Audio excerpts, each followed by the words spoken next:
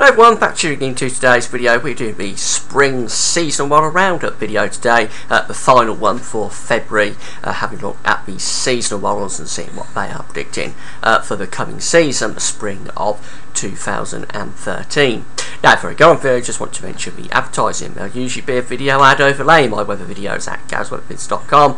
Please play most of the ads, should be supporting GavsWeatherVids.com. If you do that, if there's no video ad, you can just click on the ad and go through to the advertiser. If you're interested, of course, in what the advertiser is offering, don't just click on the ads pointlessly. You have to be interested in what the advertiser is showing, and there are ads at the bottom and top of the pages as well, banner ads that you can look at if you're interested in those. So we're going to start off with the UK Met Office seasonal model, and these are the sea surface sea level pressure anomalies for the spring of 2013, March, April and May. We've got high pressure being indicated here as an anomaly, an anomalous area of high pressure up around Iceland and into Greenland, with an anomalous area of low pressure to the south of the country. So this is quite a negative NAO sort of spring setup being predicted here. This could potentially be quite a cold spring setup, really, with this area of high pressure around Iceland and Greenland and the low pressure to the south. You would expect an increased frequency of northerly or easterly winds with this. Of course, once you get through towards May time, the easterly winds aren't that cold, but certainly earlier in the spring, March and April, any easterly or northerly wind will be really quite cold. So this is probably going for quite a cool spring. Let's have a look at the temperature forecast for the spring. That's the pressure, remember. This is the temperature forecast, and we can see that we're predicted to be in the green colours here across British Isles and much of northwestern Europe as well,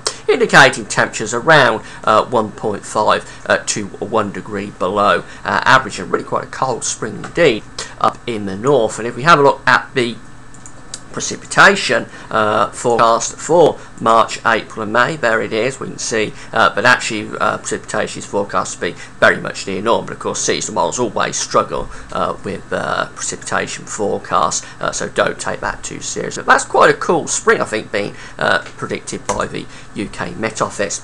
Next model we're going to look at is the Russian model. These are a little bit different. This is actually what we're looking at here, probability. So it's not an actual forecast, it's the models predicting probability, really, of a given outcome. We can see that actually we've been forecast to have a good probability of a near normal spring here around the British Isles, the green colours indicating that yes, we are predicted to have a near normal temperatures for the spring of 2013, well above normal up to the north of the country actually. Have a look at the precipitation forecast. Again, this is probability, it's not an actual forecast, it's just the probability of the precipitation outcome. We see that we're predicted to be below normal here to the south and southeast of the country, but most areas actually forecast have near normal precipitation. So this is going for very much an average spring, average temperatures, average precipitation. Next model to look at is the model from the Beijing Climate Centre. We can see that we're actually forecast to have above average heights here at 500 millibars to the north and the west of the country. So this is sort of in a similar idea to the UK Met Office, really. But what we saw with the UK Met Office was sea level pressure. This is 500 millibar heights, but it's the same sort of idea, really. If you have a big area of above average heights at 500 millibars, it does really extrapolate to high pressure at the surface. So we see that we have got above average heights here predicted around Greenland down into the Atlantic. That is potentially quite a cool spring setup. And temperature anomaly forecast for the spring, March, April, May, actually we're at around below normal there for many parts of the country, near normal or below normal, really. Above normal to the north and west where we have that area of high pressure, but for the British Isles, because the high pressure is forcing winds around in an anti-clockwise fashion to the north and the east, temperature forecast is actually a little bit below the seasonal average. And for precipitation, actually it's going for quite a wet spring here across many parts of the country. We're in the blue colours, that's above average precipitation. So yes, it would be quite a wet spring if that was correct. Next model to look at is the Jamstec IOD model, and this model is showing quite a mild spring. So this is in contrast to what we've just been looking at. Really, we're seeing temperature. The temperature forecast here is in the salmon pink colours around the British Isles, indicating temperatures would be around or maybe a little bit above the seasonal average. And if we have a look at the precipitation anomaly, it's going for a dry spring there, so I think that's going for quite a lot of high pressure around the British Isles. The other models have high pressure further north, generally north and west of the country, whereas this model, I think Jamstec, has the high pressure more centred over the country, so consequently it is a drier spring pattern, and it's also a warmer or a milder spring pattern to some of the models we've been looking at.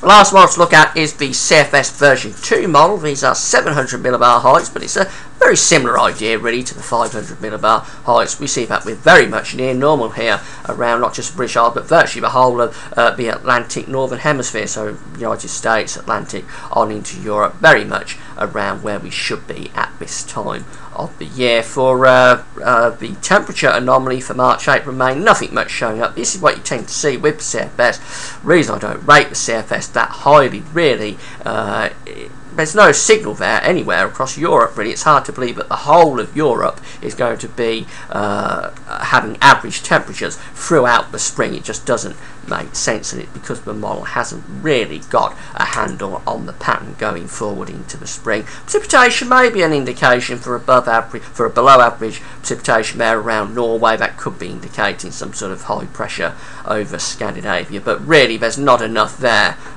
to really come up with a conclusion about. So that's it. It's a mixed picture from the seasonal models. They're very much divergent. This, if you've been following this through the last couple of updates in December and January, the seasonal models haven't ever really come into agreement about this spring. It's a hard season to pin down, this one.